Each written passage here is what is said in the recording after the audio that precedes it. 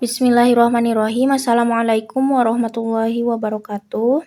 Saya Nida Sri Rahayu dari kelas 5B izin mempresentasikan mengenai review artikel jurnal yang berjudul Analysis of Science Process Skills of Chemical Education Student 12 Self-Project-Based Learning or SGBL in the COVID-19 Pandemic Era yang ditulis oleh Rusmini, Suyono, dan Rodiana Agustini. Artikel jurnal ini diambil dari Journal of Technology of Science Education dari ERIC Journal.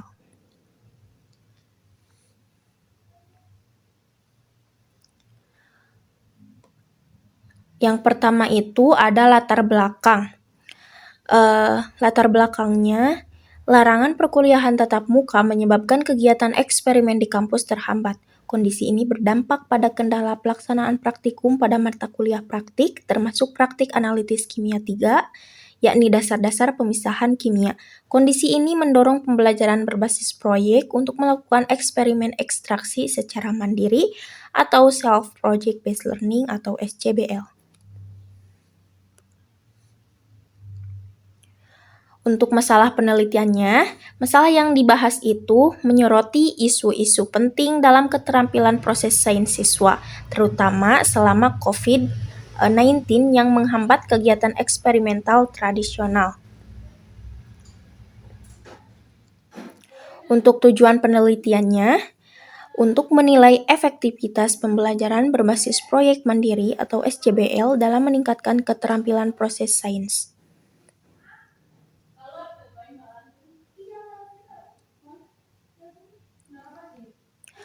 Nah, ada juga metode penelitiannya. Ada jenis metode yang digunakan, ada variabel, subjek penelitian, teknik pengumpulan data, analisis data, dan instrumen.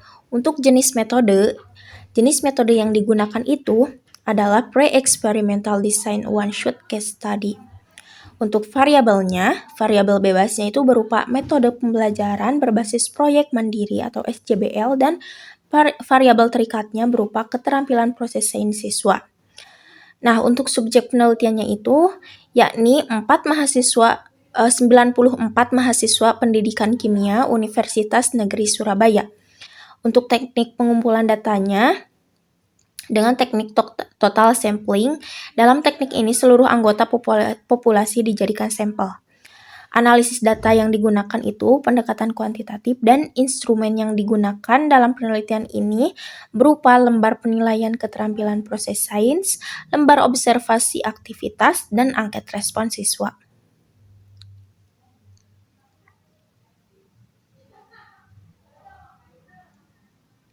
Untuk hasil dan pembahasan, untuk hasilnya, terdapat 2 keterampilan tertinggi yang ditunjukkan oleh siswa, yakni menentukan alat dan bahan, dan yang kedua itu menentukan indikator variabel penelitian.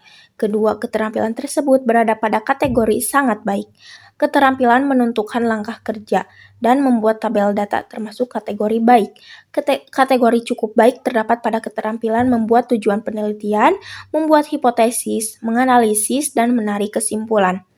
Untuk membuat rumusan masalah itu termasuk kategori buruk. Secara umum, keterampilan proses sains siswa berada pada kategori baik.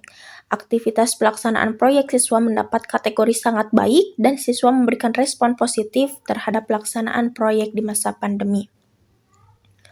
Untuk pembahasannya sendiri, yakni hasil penelitian ini menunjukkan bahwa siswa itu unggul dalam menentukan alat dan bahan dan mengidentifikasi variabel penelitian. Keduanya dikategorikan sebagai keterampilan yang sangat baik. Nah, keterampilan yang terkait dengan langkah kerja dan pembuatan tabel data dinilai baik, sedangkan formulasi masalah dinilai buruk.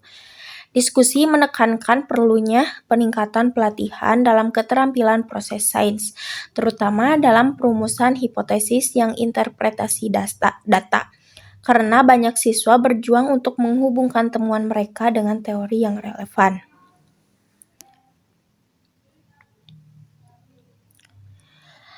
Selanjutnya mengenai kesimpulan. Jadi kesimpulannya itu Dari hasil penelitian ini menunjukkan bahwa masih rendahnya kemampuan siswa dalam keterampilan proses sains, meskipun siswa itu memberikan respon positif terhadap pelaksanaan proyek di masa pandemi. Perlu adanya upaya untuk melatih keterampilan proses sains kepada calon guru kimia agar menghasilkan guru yang memiliki keterampilan proses sains yang baik. Hasil penelitian ini memberikan kontribusi terhadap pembelajaran IPA di masa yang akan datang melalui keterampilan proses sains. Hasil penelitian menunjukkan bahwa pelaksanaan proyek secara individu belum mampu memberikan hasil yang baik. Dengan demikian, tetap disarankan jika menerapkan pembelajaran berbasis proyek itu lakukanlah secara berkelompok atau kolaborasi. Jadi jika terjadi pandemi seperti ini itu pengerjaan proyek kelompok dapat dilakukan secara daring. Jika harus bertemu langsung pun dapat dilakukan secara kelompok kecil dan menerapkan protokol kesehatan. Selanjutnya itu perlu juga dikaji bagaimana regulasi diri siswa dengan menerapkan self project based learning ini.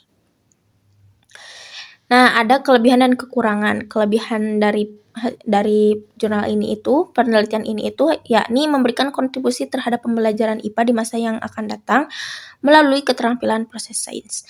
Dan kekurangannya itu, jadi penelitian ini hanya mengukur keterampilan proses sains terpadu dan tidak mengukur keterampilan berpikir kritis dan berpikir kreatif siswa setelah menerapkan self project based learning atau SJBL sebagai bagian dari tantangan pembelajaran abad 21. Dalam penelitian ini juga tidak mengukur kemampuan awal siswa untuk melihat kesiapan siswa dalam mengerjakan tugas secara mandiri melalui penerapan self project based learning atau SJBL. Nah, yang terakhir, pandangan terhadap isi jurnal. Jadi, perlu adanya upaya pelatihan keterampilan proses sains kepada calon guru kimia agar dihasilkan guru yang memiliki keterampilan proses sains yang baik. Oleh karena itu, dilakukan pertimbangan untuk melakukan studi longitudinal untuk menilai dampak jangka panjang SJBL pada keterampilan proses sains siswa. Ini dapat memberikan wawasan yang lebih dalam tentang bagaimana keterampilan ini berkembang dari waktu ke waktu dan dalam konteks yang berbeda. Cukup mengenai presentasi artikel jurnal yang sudah direview. Terima kasih. Wassalamualaikum warahmatullahi wabarakatuh.